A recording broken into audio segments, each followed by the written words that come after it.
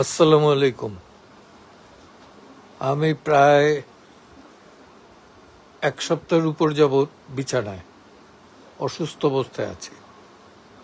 আজকে আমার জন্মদিন। এই সময় কিছু ফোন পেলাম, পার্টিকুলারলি একটা ফোন, সেখান থেকে আমাকে থ্রেটই করা হলো। তারপরে আবার একটা যাকে আমি জানতাম এক এটিএন এর হিসাবে, রিপোর্টার হিসাবে, সে আমাকে একটা পাঠাই বলল যে সেখানে আমার ভয়েস আছে এবং আমি নাকি দেশের বিরুদ্ধে ষড়যন্ত্র করছি। তো আমার ভয়েসও সেখানে নাকি আছে। কার সাথে কি ভয়েস আছে সেটা মিলিয়ে দেখুক। এইভাবে আমার নামে বদনাম করার জাস্টিফিকেশন আমি খুঁজে পাই না। করতেছেন যিনি জনৈক ইলিয়াস আলী, না ইলিয়াস হোসেন কি যেন নাম, একসময় নাকি চ্যানেল 21-এর চোখে প্রোগ্রাম করতেন, বিদেশে আছেন তিনি। শুধু আমার বিরুদ্ধে নয়, আসিফ নজরুলের বিরুদ্ধেও বলছেন, সেনাপ্রধানের বিরুদ্ধেও বলছেন। তবে আমি একটা জিনিস ক্লিয়ার করতে চাই, আইনজীবীরা আমাকে গত 12 বছর যাবৎ চিনেছেন। আমি সাদা প্যানেলের হলেও তারা কিন্তু সবাই বলেছে, সাদা প্যানেলের অন্যান্যরা, যে আমি আওয়ামী লীগের না। আমি আওয়ামী লীগ, বিএনপি এবং অন্যান্য যারা বাম আছেন সকলের ভোট পেয়েই কিন্তু হয়েছি। কম ভোট না, 2-3 নম্বর ভেতর আমি ছিলাম। এটা আইনজীবীদের একক সমর্থন এবং কতটুকু সুষ্ঠুভাবে নিরপেক্ষতার সাথে আমি বার কাউন্সিলে আইনজীবীদের স্বার্থ দেখেছি সেটার তারাই সাক্ষী।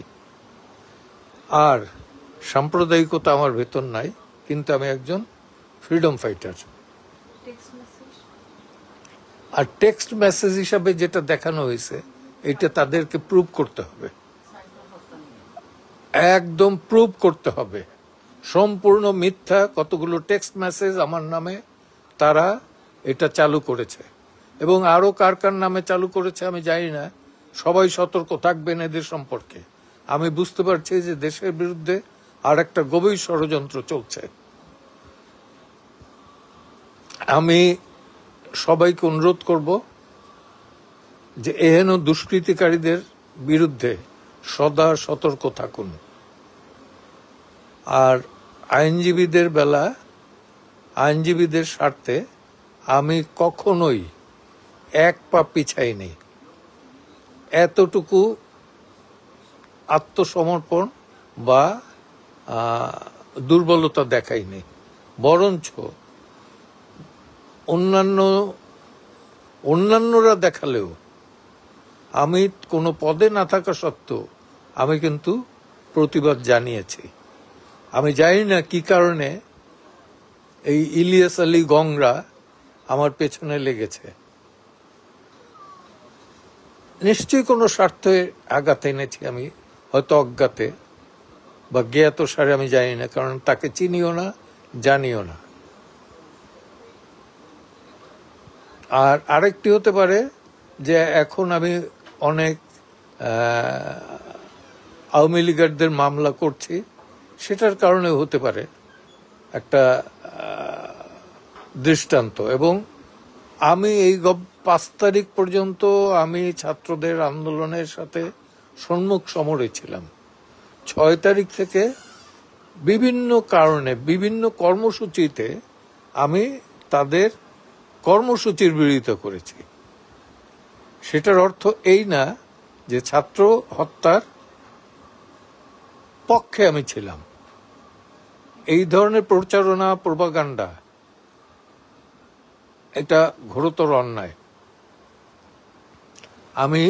আমিও সরকারি এবং পুলিশ এবং সকল সংস্থার প্রতি আবেদন জানাবো যাতে তারা এই বিষয়টা দৃষ্টি দেয় এবং কঠোরভাবে নিয়ন্ত্রণ করেন। সকলকে ধন্যবাদ।